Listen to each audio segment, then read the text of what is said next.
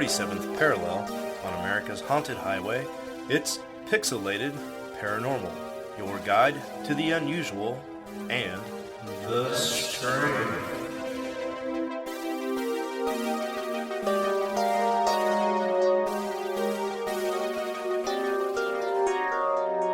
What's up, everybody, and welcome back to another sleep-deprived episode of Pixelated Paranormal. Whoop, whoop. That's right. I am running on about 4 hours of sleep, and I've been up since about 8 o'clock this morning. Yeah. I'm in a mad dash to get this year's Horror Fest poster finished up, and I did finish it up, but at about 4 o'clock this morning, so I am wicked tired. But I did get to do it while watching Exorcist Part 3, so that was fantastic, and we've officially started Wichita's annual Horror Fest, and last night we watched Return of the Living Dead on the big screen, and it was glorious. Oh my. And that smooth voice is Preston with me as always. What's up, all you cool ghosts and goblins? And on this episode, it is just Preston and I. We are sans Steven for this go-round, but he'll be back here pretty quick. So we decided not to do our cryptid encounters with the melon head yet because I want Steven to be on for that one pretty badly, so we're going to push that back an episode or two. But it's not to say we don't have some interesting creepy crawlies to talk about on this episode. But beforehand, we have got some news.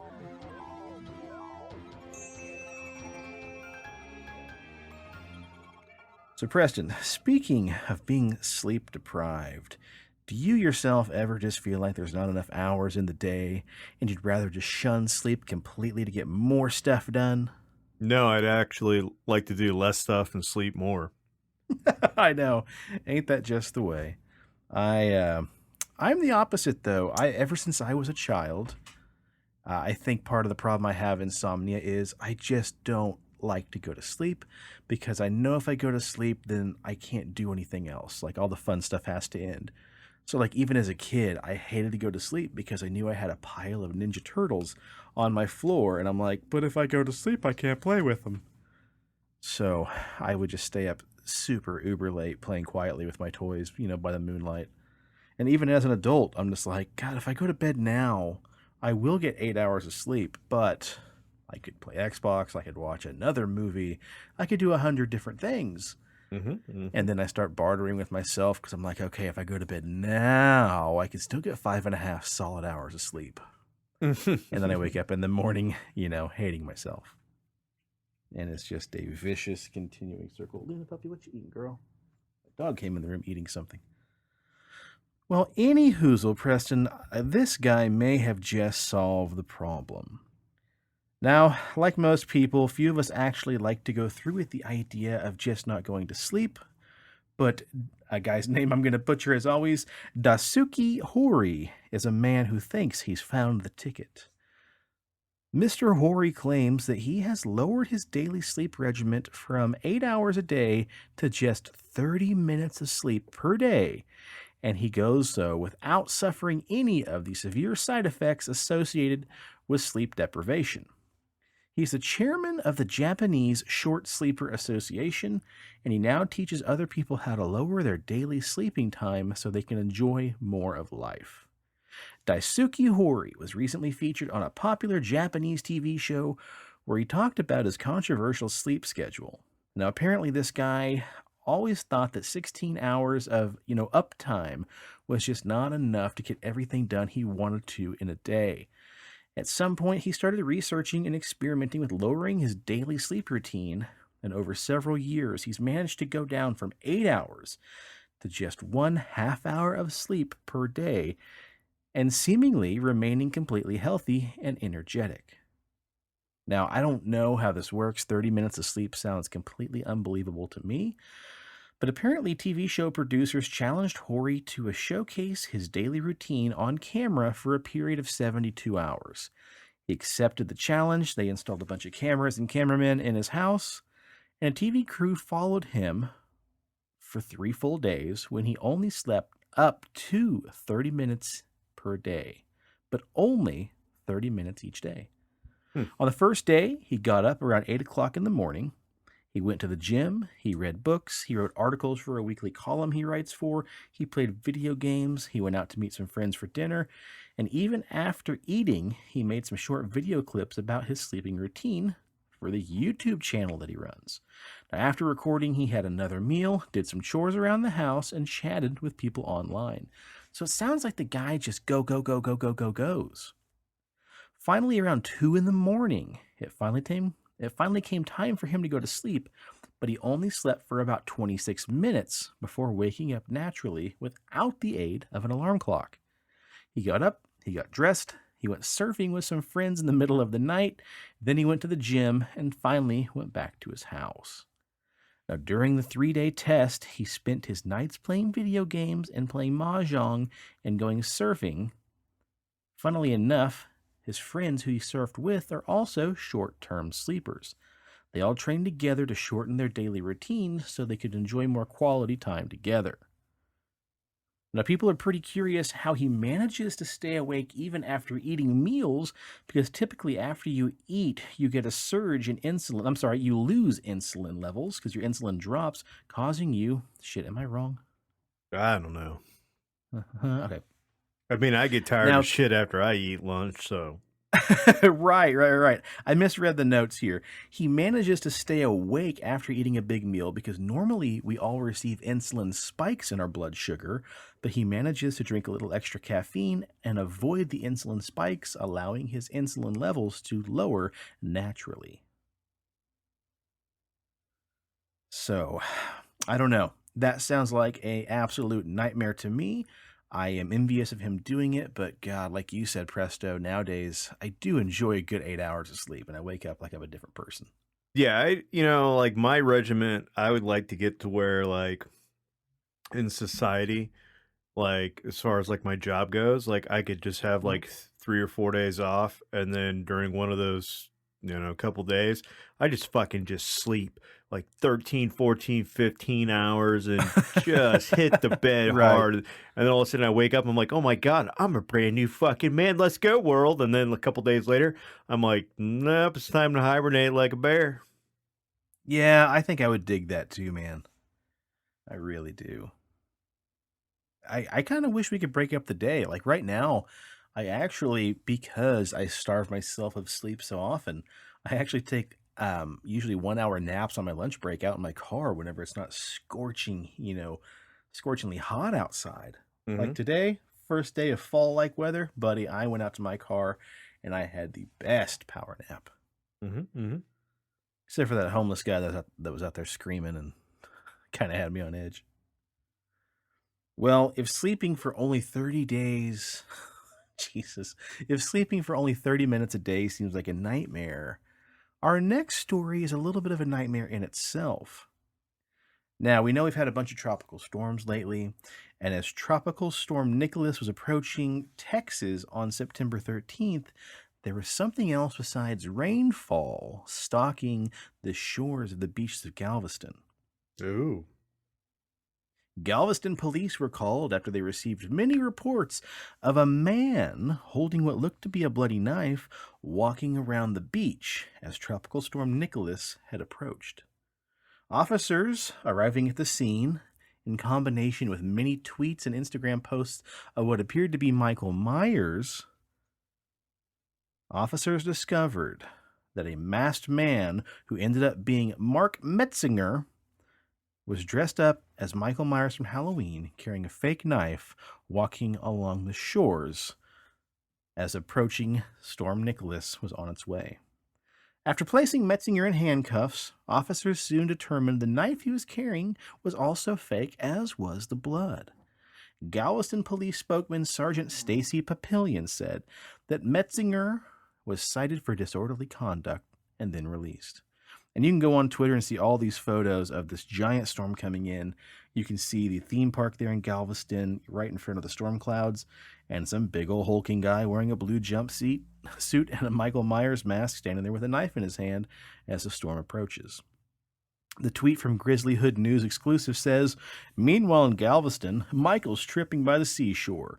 Someone tag attorney Mark A. Metzinger III, please. Let him know he's made it into the hood news.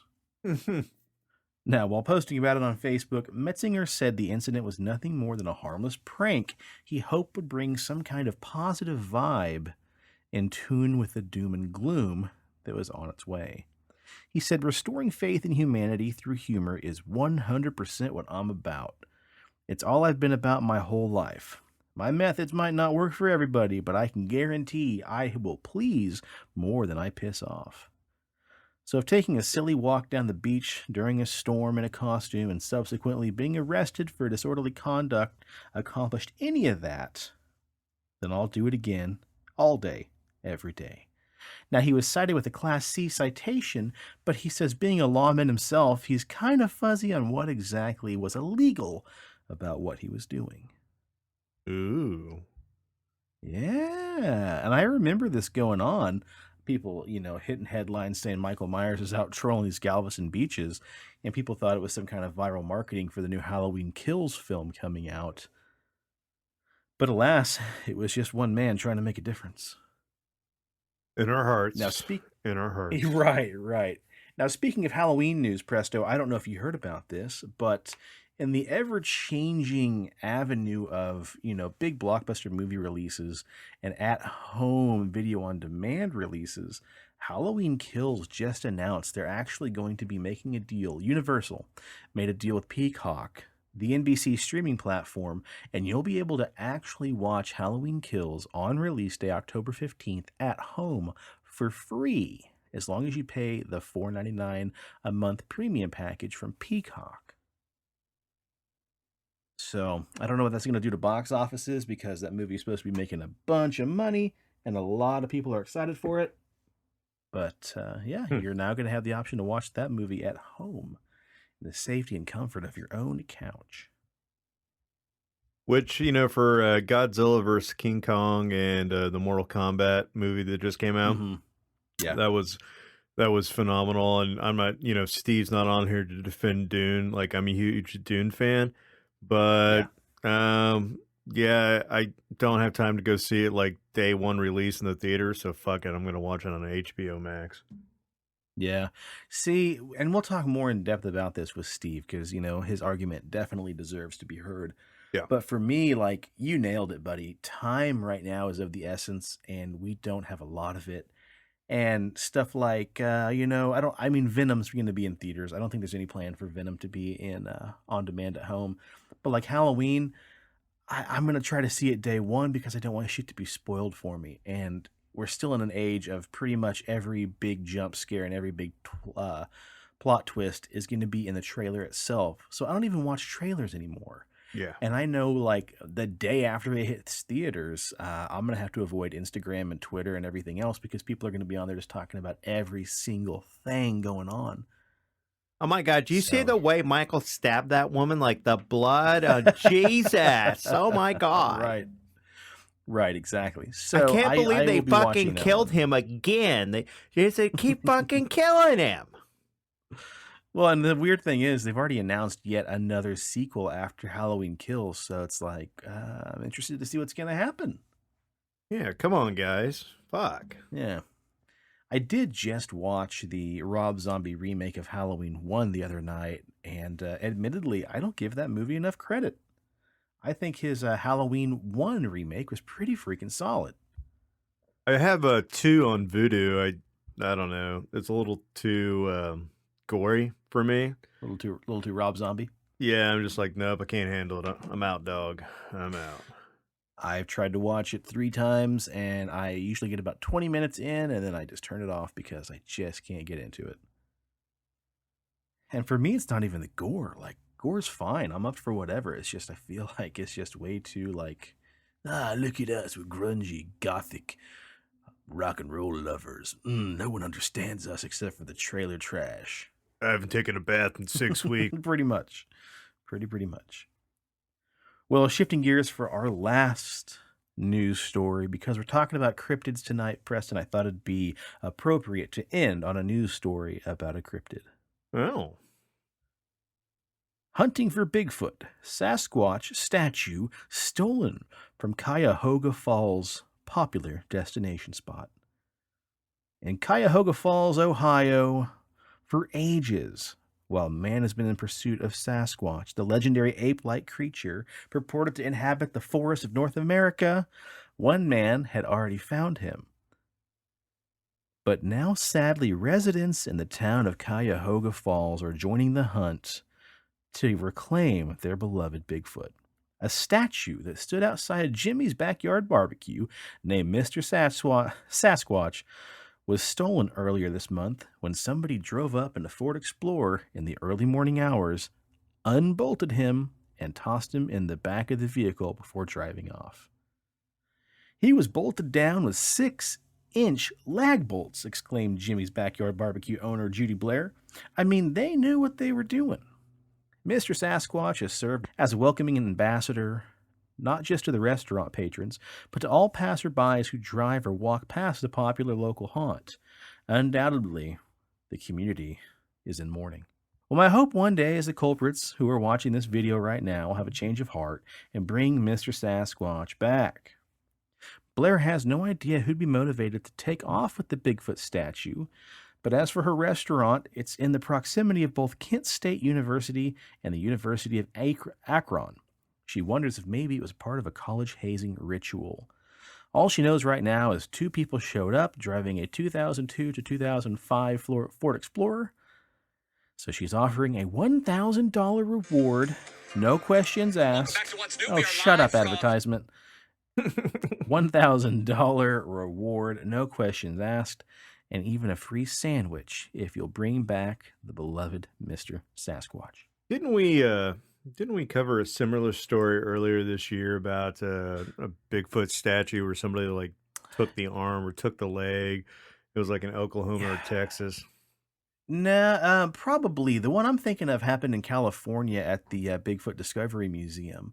There's a little Bigfoot statue carved out of a giant tree trunk that was on the front porch of this museum. I've got a picture on my desktop of Shayla standing next to the little statue, and somebody drove up and stole that a while back. Come on, people. Get it together. Quit fucking with the Squatch. Leave him alone. And you know, the troll down there on the Riverwalk, somebody stole his arm a few times. Really? Yeah. I saw. Did you go with Jeffrey the other day? I saw she posted a picture of the old troll. No, I've actually never. We've covered the story enough about the troll, and then and like all the different art appreciation classes I've had to take over the years. I know a lot about it. I've never gone down to see it, and Jeffrey's like, "Oh my god." Yeah, Jeffrey's like, "Oh my god, there's a fucking troll." I'm like, "Yeah, it's downtown, inside like a drain thing." And she's like, "I'm taking Addie," and so they had a real good time checking it out and seeing it. But yeah, I've never gone. Oh wow, man, it's fun. It's a really cool statue for sure. Well, presto, baby. Speaking of creepy things that go bump in the night and lurk in the sewer, why don't we jump into this, man? You started the research for tonight's episode. I'll piggyback on the end, but what do you got to talk about tonight?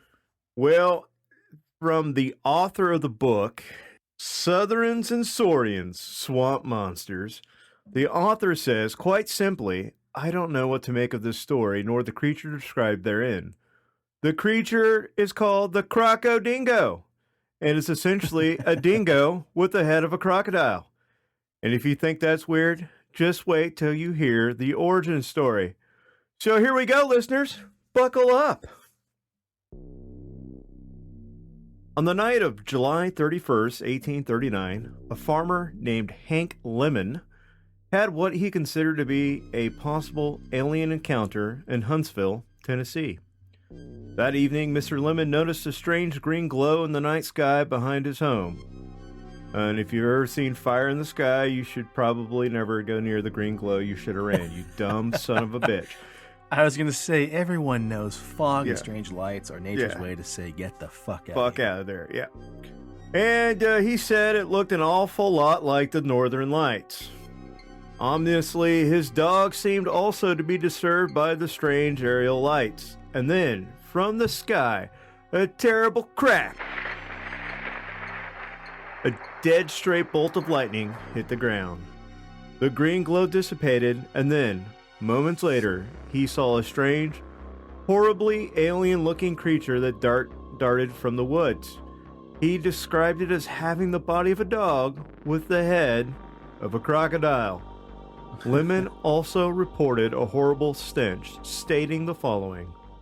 There's this horrible carnal smell in the air, and something else. A horrible thing. Something that would drive a man crazy. Should he be exposed to it for too long a period.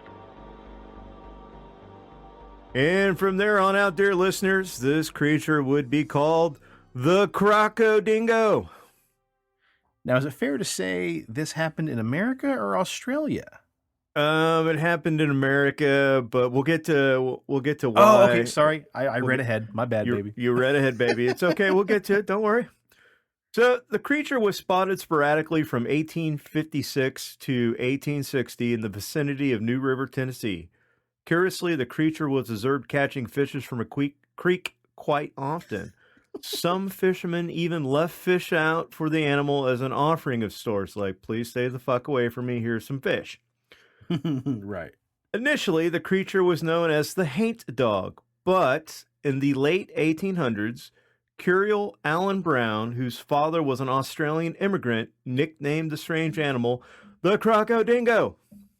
Ah, there we go. That makes sense. There we go. Now. One of the most notable encounters with the Crocodingo occurred during the Civil War. A Confederate soldier named Roger Owens stated that he observed the Crocodingo guarding a freshly mauled soldier. Presumably the corpse was the creature's kill. Owen shit his pants and then left the scene of the bizarre monster, and when he returned later, he found only the blood. Dun, dun, dun! And the body and the Crocodingo were gone. Other Confederate soldiers reported seeing the beast, claiming that it watched them from afar and sometimes growled at them, or in some cases they might catch a glimpse of it running through the woods. But the sightings continued after the war too. In the early 1900s, the dwindling fish population near New River was attributed to the monster. Farmers shot at the animal and set traps for it, but nothing ever came of these endeavors. Kind of reminds me of that X-Files story when they go up to Lake Champlain to get old Blue or Big Champ, and it fucking ate all the frogs, and, you know, the... right. You know, they're just like, it was a crocodile, but then, like, the last scene of the movie, like, you see the giant fucking Nessie monster, and, ooh. Yep. Yeah, man. Good old X-Files. Good old X-Files. So does that make me Mulder and you Scully, or does that make me Scully and you Mulder? I think we're both a little bit of each of those two characters equally. Yeah. You know, and then Steve can be our, oh God, what was that guy's name? Skinner. Skinner. Steve can be Skinner, the guy who's just kind of there for the ride and slowly starting to believe. Anyways, as time carried on, so did the Crocodingo. Railroad workers in the vicinity of Oneida, Tennessee, claimed to find newly laid rails with bite marks in them, which they attributed to the monster. Sometimes the rails were split in two, and sightings reached a peak in 1925 after the implementation of the Oneida sewer system.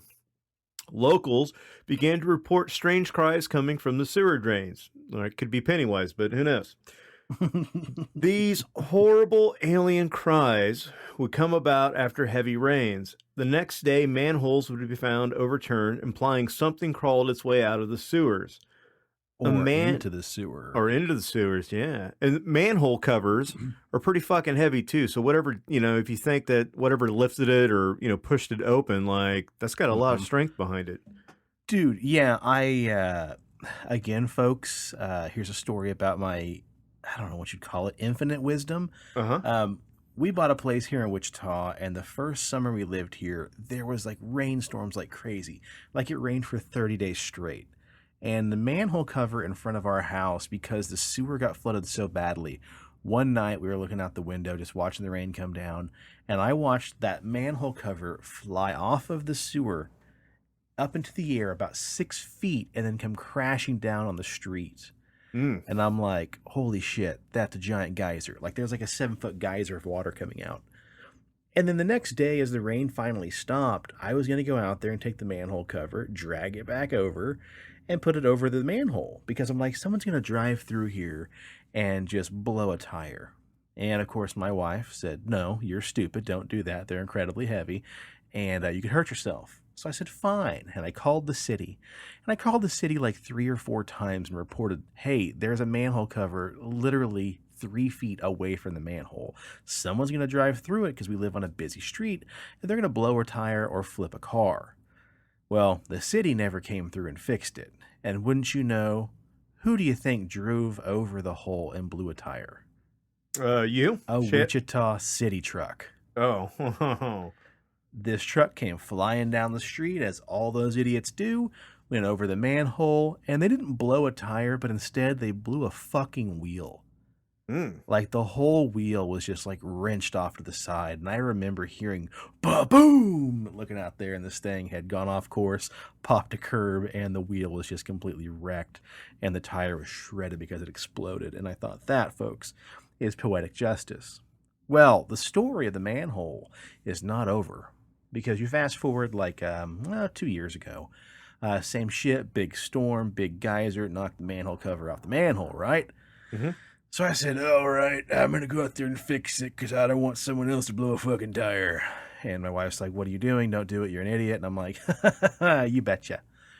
So I run out there and I, squat down and pick up the manhole cover and drag it over there and, bend at your knees, lift with your legs, that kind of thing. And I go to slide it over the manhole, and when the back end of it fell, like into the manhole, it's so heavy it fell out of my hands. Well, it had a little gap, about, 3 to 4 inches. I just had to reach down there, pick it up, and slide it over. Well, in doing so, I picked it up, started walking backwards ever so slowly, and it slipped out of my right hand, and my left hand went down with the manhole and got pinched between the manhole cover and the opening of the sewer. That thing probably weighed a good 100 pounds, and the only thing that saved me from not losing all 4 fingers on my left hand is my wedding ring. So I yelled out a bunch of stuff, and some weird adrenaline-filled rush lifted the manhole, pulled my hand out, and then dropped it. Ran back inside because quickly the pressure of my ring was turning my finger purple. And I thought, okay, act quick. What would your dad do in the situation? Ran past Shayla, grabbing the dish towel between her and the oven, wrapped it around my hand, and then grabbed a pair of vice grips and slowly started pinching and kind of working the ring around in a circle like in jewelry class, reforming my ring around my finger and thus saving it from not cutting off circulation and losing my ring finger. And so to this day, my wedding ring has 2 giant divots in it on each side, where I had to squeeze it really hard initially to get it to open up so my finger wouldn't fall off. So I'll show you that sometime. But yeah, folks, listen to your significant other when they're saying, hey, dummy, you're being a big fucking dummy. Because 9 times out of 10, they're probably right. And apparently you're not as strong as a Crocodingo. That's what I'm saying. Yeah. Crocodingo's got to be stronger than me. Yeah. Damn. Well, a man named Jack Bannister claimed that he followed a strange animal that he at first mistook for a coyote in the sewers in 1943. He said that it had a dog-like mannerisms and nudged open the manhole and then slithered down into the sewers. And yes, Bannister did say that he got a clear look at the animal, which had the body of a mangly wolf but the head of an alligator or crocodile. Mangy, but I'm going to call him Mangly from now on. Yeah. Mangy. What did I say? Mangly? Mangly, which is adorable. Yeah. Well, that's what happens when you have Crown Royal and Thrash Apple Mountain Dew mixed together in a giant cup. So you get what you get. Sounds like a cocktail you drink while watching a Rob Zombie movie. Oh, yeah. Anyways, the next significant sighting would not occur until the next century in 2012 when 2 eyewitnesses saw the animal emerge from a utility hole. Solely because of Hank Lemon's account, many people associate the Crocodingo with extraterrestrials. The theory is the animal is a genetic hybrid cross between a crocodile and a dog created by the goddamn aliens. However, if we discard the green glow in the sky as coincidence and examine this creature as though it were a prehistoric survivor, which I like, because I like the idea of dinosaurs living in modern time, a likely candidate could be a member of the Theraspid family of reptiles, specifically the Cryogath, whatever, fuck, I don't know. Cynogathias, Cyoganicus. That sounded really good. Cynogathias. There we go. As Probably described wrong, in but the it sounded great. yeah, as the book titled "Dinosaurs and Other Prehistoric Animals" puts it, The animal looked like the cross between a wolf and a lizard. so it was one of those dinosaurs that came out like toward the end, like right when like possums and little rodents were coming through, and like dinosaurs Basically, were like when everything was banging everything.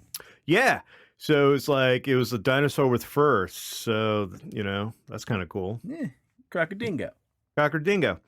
Anyways, artists have rendered the animal in various ways over the years, but it is essentially a hairy quadruped dinosaur that has the stance of a dog, but the elongated head and mouth of a carnivorous reptile, like the crocodile.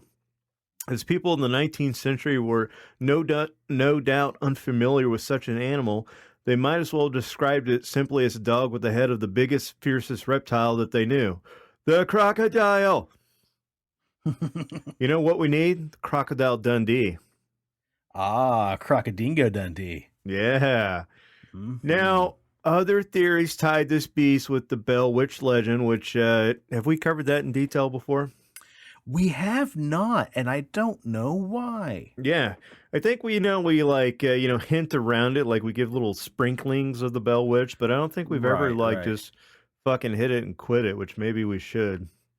Well, the good news is you're here with more sprinkles. Yeah. Those Bell Witch sprinkles. Yep. So with the Bell Witch sprinkles, the Bell Witch legend began with a cryptid sighting. One evening, a man named John Bell, spoilers, spotted a dog with the head of a rabbit outside his home in 1817. Soon after this, the house was plagued by the ghost of a woman named Kate. In addition to the spirit, there were other supernatural occurrences inside the residence, such as an invisible animal gnawing on the bedpost and the sounds of dogs fighting could be heard outside, and a bunch of other scary shit, which, Halloween's coming up, so maybe we should do this one. Anyways, there was never any evidence of any sort of animal that could be the source of the sounds. However, the association with the Bell Witch legend is a tenuous one, probably simply because they occurred at the same state involved a dog-like cryptid. In this supernatural vein, others theorized a crocodingo is a type of Native American skinwalker. However, the biggest problem with the crocodingo is its identity or origin, its lack of sources, which I told my daughter, we're all about pure speculation, baby. That's what we like around here. We don't need fucking sources. Fuck sources. We're not a facts-based podcast. Get out of here. Get the fuck out of here. Anyways, through online articles and on the Beast are many, absolutely none of the articles cite sources. God damn it. There's also no newspaper articles reporting any of the sightings. Zero, zip, nada, nothing. So that would chalk up the crocodingo simply as folklore and nothing more. Now, you've got a note here about another creature called the coon gator. Yeah. It's another mythical monster or possibly a real cryptid similar to the crocodingo. Yeah, and the fucking book, that's where it ended. It's like, the coon gator is another mythical monster and blah, blah, blah. And it's like, what are the fucking stories about this thing? Like, fuck, I want to know about like a raccoon trash panda alligator hybrid. Like, that sounds badass. Well, can we start saying see you later, coon gator, after wild crocodingo? Yeah, we can. I should have wrote that joke down. I'm checking my book here, the I Know What I Saw by Linda S. Godfrey. I don't think the crocodingo or the coon gator are either one listed in here, but I would definitely like to read more about those if there's more sightings other than the few that we saw online, or if there's more shit, but I don't see. Nope, no coon gators or crocodingos. I feel like the coon gator could be like a Marvel, instead of like Rocket Raccoon, it's like a little talking coon gator with a, like a gun. I mean, I would definitely go check it out if that was a thing, man. That'd be pretty cool. I can imagine a really awesome action figure with the old crocodingo. Yeah. Hey, Baba Drock, if you're listening, dude, make us a coon gator or crocodingo. That's your new project. Yes. Hell yeah, it is. I want it, and I want it now. Well, you want to talk about Civil War era monsters, do you, Preston? Okay, Preston, okay. We'll talk about some Civil War era monsters. 4 scores and several years ago. We've chatted about a few Civil War era monsters in the past, including one episode recently, 140, which was our 10th Cryptid Encounter episode about old Whitey, the White River Monster of Arkansas. And we've even chatted about Chessie, the Loch Ness Monster-like beast of the Chesapeake Bay. So I skipped over those, Preston. And I got another nasty little booger for you called Old Green Eyes. Ooh. So admittedly, number one, your monster had a cooler name. Yeah. Oh, let's go ahead and butcher this name, shall we? In the area of Georgia's Chickamauga Creek. Yeah, very good. Hey, thanks, buddy.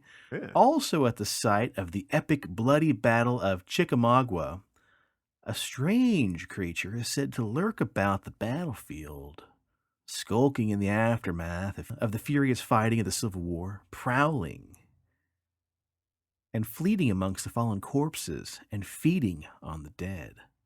The creature particularly haunts the area known as Snodgrass Hill. The 125th Ohio Regiment thought they saw what they described as a strange-looking tiger with blazing green eyes stalking them from the tall grass. And so rumors quickly spread. Hey, boys, we're out here fighting the good fight, and we're not only fighting against other soldiers, but we also got this weird green-eyed tiger, so be on your lookout, folks, because we got a second enemy on the field. But all that changed when soldiers began to talk about something different and far more disturbing. They started talking about this thing, Preston, that would sneak up like a large cat prowling for its prey. But then it would eventually rock back onto its hind feet and sit in a squatting position. And the soldiers would see this thing reach through and spread the tall grass apart and spread the reeds open with what would be described as long, human-like fingers. And in a blink of an eye, this thing would suddenly look more like a ghoul sitting back in the brush, no longer like the tiger. The thing was described as being vaguely humanoid with glowing green eyes, waist-length yellow hair, and disproportionately large jaws filled with jagged, long, sharp teeth. Think of this thing as an emaciated, gangly Bigfoot, but with the head and the face of an anglerfish. This nasty beast would go on to be called Old Green Eyes. Now, as these things often do, the sightings of Old Green Eyes change sometimes into something more sinister, if that's even possible. Soldiers would begin reporting that they were seeing a gaunt, pale-skinned man with a top hat, wearing a dress coat and tails, wandering through the woods late at night. As time went on, these soldiers said they would also sometimes see something lurking around the medical tent, sniffing in the air and trying to peel back the sides of the canvas tent where the wounded men and soldiers were laying inside. And when an unlucky soldier would happen to catch this creature's glance, this ghoulish, macabre thing was said to have stark, glowing green eyes and a smile of gnarled, uneven dagger-like teeth. And some say that shortly after the bloodbath would occur on the battlefield, this daintily dressed, green-eyed ghoul could be seen skulking out of the tree line just on the edge of the battlefield and dragging the nearest corpse back into the woods to feast upon. Now, interestingly enough, the beast would be sighted from time to time even long after the Civil War had ended. Folks don't know why it was out there or what it was doing, but some say it was scavenging among the dead after particularly bloody battles that had occurred, looking for its next meal. Easy pickings, baby. You're right, doing the dirty work, and it's done dirt cheap. And then in 1981, a park ranger by the name of Edward Tenney gave an account which he described a rather harrowing encounter with the creature. Tenney claims that he was out walking through the park one evening in 1976 at around 4 a.m. when he was suddenly overcome with an inexplicable chill and a heavy sense of dread, soon after which he witnessed a bizarre monster stalking through the woods. Well, when it passed me, I could see his hair was long like a woman's. The eyes, my God, I'll never forget them goddamn eyes. They were glaring, almost greenish-orange in color, flashing like some sort of wild animal. And the teeth, my Lord, were long and pointed like fangs. It was wearing a dark cape that seemed to be flapping in the wind, but there was no wind. I didn't know whether to run, scream, or shit my pants. Then, the headlights of an approaching car came blazing through the fog, and the goddamn thing just disappeared right in front of me. So was the thing that Mr. Tenney saw the same entity the troops witnessed feasting on the corpses of dead and desolate soldiers on these battlefields during the Civil War? Who knows? But one thing's for sure, though, nowadays, there's several documented vehicle accidents that occur when visitors are driving through the park at night when they claim to see something with unearthly glowing green eyes staring at them from the dark edge of the woods.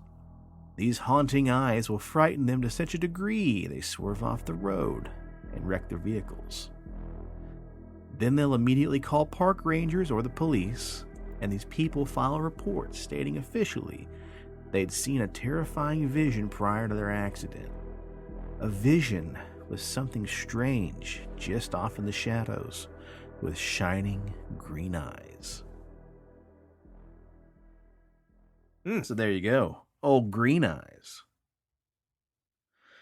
I like that story because it starts off with something that kind of looks like Smeagol with a anglerfish face, but then there's also reports of some real dainty, graveyard ghoul with a top hat kind of wandering around, and then modern day tales kind of, mix the two together in an amalgam of some kind of weird long-haired, green-eyed creature with a cape. Well, Presto, what do you think we should do next time? Any ideas? I don't know. I'm almost done with my notes to start off our Surviving Death series, but that's more Octoberish, which, I guess we're getting close to Octoberish. I don't know. Maybe the Bell Witch. Fuck, I don't know. Yeah, I think that'd be a lot of fun, man. I think the Bell Witch is one that there's several good documentaries on right now we could watch. I think we got to definitely get in there and finish up the Melonheads. I've already got a document started, working on that. And because Steve couldn't be here with us, ironically, that gives me more time to do a little bit more research on that. And then I know coming up to the Halloween time month of October, John and Leslie want to get together and do a couple episodes about Harry Houdini and the experiences he had trying to disprove spiritualists. So, sounds like a plan. Cool. All right. Well, it's a good time to cut it, guys. So why don't we do that right here? Thanks for listening. Please check us out on the Instagram, PXL Paranormal. Check out our Facebook page, the Pixelated Paranormal Podcast. Both of those two places you can catch all the companion guides that we post whenever we have a new episode, oftentimes with accompanying photos, other announcements. And we'll also have news on the t-shirts very, very soon. Sorry about the delay on that. Preston, what do you got for us? Listen, folks, if you don't take care of your beard, one morning, you're going to wake up and either you're going to look like the Crocodingo, you're going to look like the Coon Gator, or maybe you're going to look like the Trailer Park Old Green Eyes with your emaciated, scraggly Bigfoot body hair. And there's one way to solve all your problems, and that's Big Dobbs beardbalm.com. That's right. Go over there right now and use promo code PXLPARA for 20% off your order, and pick yourself up some scents like Dundee Cedar, Bay Rum, Sweet Tobacco, Fresh, Citrus, Classic, and Mint. Your beard will look amazing. It'll feel amazing. It'll smell amazing. And it won't be all scraggly looking. You'll look like a dapper man. So, go over to Big Dobbs and get it all. Boom. There you go. If you're in the Wichita area, please stop by and see Leslie and the gang over at CD Trade Post. Stop in and say hi. Tell them that Pixelated Paranormal sent you in there. All right. And on behalf of Steven, I'd like to say, on behalf of Steven, I'd like to say cheers for the weird shit in the world and to those of us that love to talk about it. And see you later, Coon Gator, and after a while, Crocodingos. The cast at Pixelated Paranormal would like to thank you for listening to this week's episode. Pixelated Paranormal is here to tell you tales of the fantastical, the strange, the unknown. Tales that will move you a little further down the paranormal highway. If you'd like to share your own listener story, we would love to hear it. Email us at pixelatedparanormal@gmail.com. Again, that's pixelatedparanormal@gmail.com. We'd really love to hear from you. Again, thanks for listening to this week's episode of Pixelated Paranormal, your guide to the unusual and the strange.